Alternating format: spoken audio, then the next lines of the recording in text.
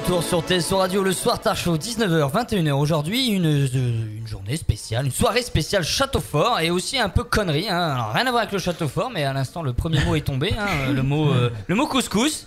Puis apparemment ça t'inspire le mot couscous, Laurent, hein, qui fait peut-être un petit jouissement. Enfin, tu t'y attendais quand je te demandais d'apprendre le couscous? Non, parce qu'on parlait de cuisine, donc. Bah, je l'ai senti venir, moi. Oui, on a vu que t'as senti venir, effectivement, on l'a vu. Mais j'ai lancé le truc en parlant de cuisine, donc. Ouais. Voilà, donc Ah bah moi, mon rôle du coup, c'est de chercher un truc pour le placer. Et là, c'était du pain béni, merci. Cuisine, après frites, je dis ça y est, couscous, il va arriver. C'était tellement gros qu'on dirait un paquebot. Bon bah ok, j'y vais alors. Alors le paquebot c'est mon mot. Faut que je me mette un doigt dans le lait et l'essuyer. Alors j'y vais parce que c'est toi le voisin de mon choix. Attends, je vais y aller jusqu'au bout quand même. Ah mais du coup c'est moins drôle là comme ça. Au début je vais faire sur Stéphane mais j'ai oublié que t'étais là. Bah, du coup j'en ai sorti une là. Bon allez. C'est vrai, ouais. T'es vraiment un enfoiré quand même. C'était son mot. Hein. T'as vraiment cru que j'étais un robot ou quoi? Enfin. Salope. Tu sais comment ça... Bon, tu sais qu'il y avait un mot là-dessus. Ah là on n'a pas compris le but du coup. C'est quoi Bah en fait parce qu'il s'est pas crié. Bah, Ah, d'accord. En fait, quand il y a le mot robot, je dois dire salope. Et il l'a fait. Hein. Ah. Par Oui. contre ça prend pas du tout la tournure qu'on pense. Hein, Ce qu'il y a c'est que j'ai compris ça va. Donc, je comprenais pas en fait.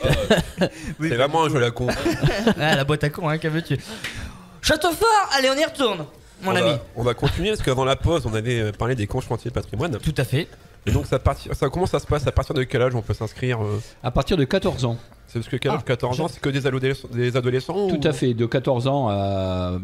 On a parfois des jeunes qui ont 20 ans, hein, donc, mais à partir de 14 ans, donc tous les jeunes qui le désirent. Et on a de plus en plus de jeunes guisards qui participent au camp chantier, notamment sur Guise.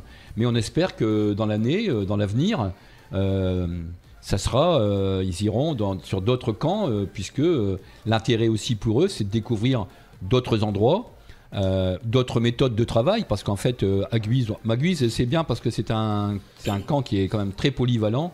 On fait de la maçonnerie, on fait de la taille de pierre, on fait de la pose de pavé, on fait de la pose de briques, on fait encore un petit peu très peu d'archéologie, mais un petit peu quand même. Donc voilà, c'est assez intéressant pour les jeunes de pouvoir venir à Guise. Mais on espère que les Guisards qui se sont inscrits cette année, ils étaient, je crois, c'était 6, je crois, donc et qui reviennent. D'ailleurs, il y en a sur les 6, il y en a 3 qui vont au stage de la Toussaint, donc à l'abbaye royale du Moncel la semaine prochaine, pour être dans un premier temps animateur. Parce que faut vous dire que sur un camp chantier, il y a obligation par la jeunesse et sport d'avoir un directeur de camp. Donc c'est lui le responsable administratif, mais aussi physique et tout, quoi. Mais il est encadré, il est entouré, par des animateurs. D'accord. Et donc sur un groupe de 20, il y a un directeur de camp et il y a 2, voire 3 ou 4 animateurs selon les camps. Et ces camps chantiers, en plus, ça permet aux jeunes de découvrir d'autres métiers qu'ils ne connaissent pas. Tout à fait. D'autres métiers, parfois ça ouvre des voies pour certains jeunes qui ne pensaient pas devenir maçon ou tailleur de pierre ou autre, et ils découvrent leur futur métier, quoi. Et c'est même des jeunes qui participent à ces camps qui deviennent aussi bénévoles après à l'association, qui deviennent aussi guides. Voilà, l'intérêt pour nous d'avoir de nombreux jeunes tous les ans, c'est aussi que parmi ces jeunes-là, on sait qu'on va réussir à faire venir des jeunes ou ados qui ont 17 ou 18 ans, devenir animateurs et après directeurs de camp chantier. Donc ça se passe durant les vacances de Pâques? C'est toujours pendant les vacances scolaires, puisqu'en fait on ne peut pas faire autrement. Voilà. Et il y a donc une quinzaine à Pâques et il y a 4 quinzaines en juillet-août. D'accord.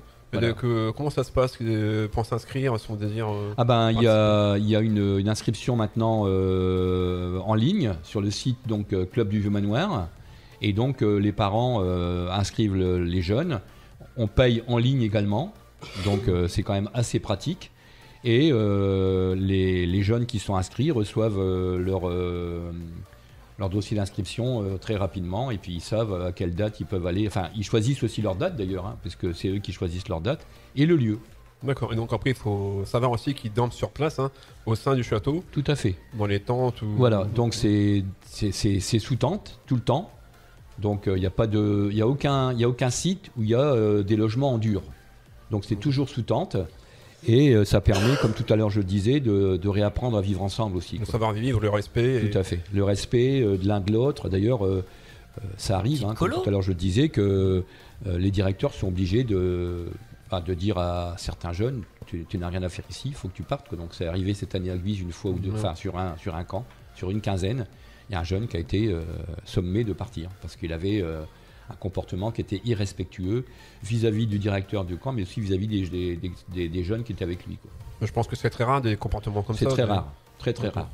Alors notre objectif c'est aussi de renouveler les jeunes de 14 ans pour qu'ils puissent après éventuellement devenir des bénévoles adultes et puis des animateurs ou des directeurs.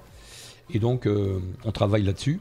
Et tous les ans, pour ce faire, on a un stage à la Toussaint où on réunit tous les animateurs et les directeurs de camp. Donc là, le stage a lieu à partir du 24, du 23, pas samedi-ci mais le samedi d'après. Et donc il y aura une 50aine de personnes qui sont réunies à l'abbaye royale du Moncel pour de la formation, pratique, la formation théorique et de la formation technique. D'accord, donc ça c'est une fois par an, c'est ça? C'est une fois par an.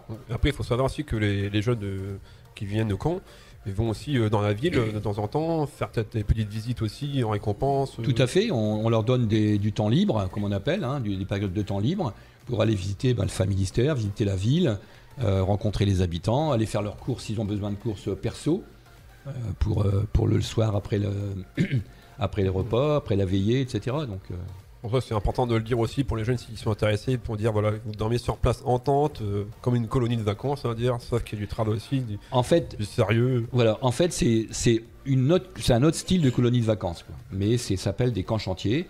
Et c'est enrichissant, on apprend c'est très enrichissant.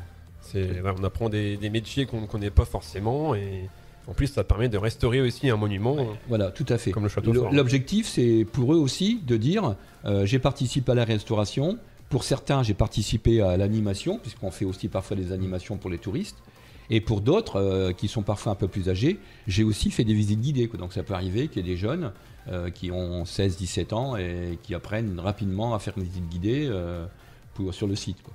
D'accord. Et justement, comme ils restaurent un peu le monument, est-ce qu'il y a encore d'autres choses à découvrir à Guise, d'autres pièces, on va dire, qui n'ont pas encore été découvertes ou... On pense qu'il y a encore d'autres pièces à découvrir, mais aujourd'hui, c'est pas l'objectif. Aujourd'hui, notre objectif, c'est déjà encore une fois, comme j'ai dit tout à l'heure, d'animer le château, de le restaurer et de faire que le circuit de visite soit agréable pour l'ensemble des touristes et des visiteurs. Voilà. Alors peut-être que dans l'avenir, on réenclenchera entre guillemets des fouilles, mais ça, j'en suis pas sûr du tout. Et voilà, donc ça sera aussi le directeur du site, le responsable du site qui décidera de ce qui est bon à faire, quoi, donc. D'accord. Donc pendant les... Oui. Non, alors moi je suis le maître...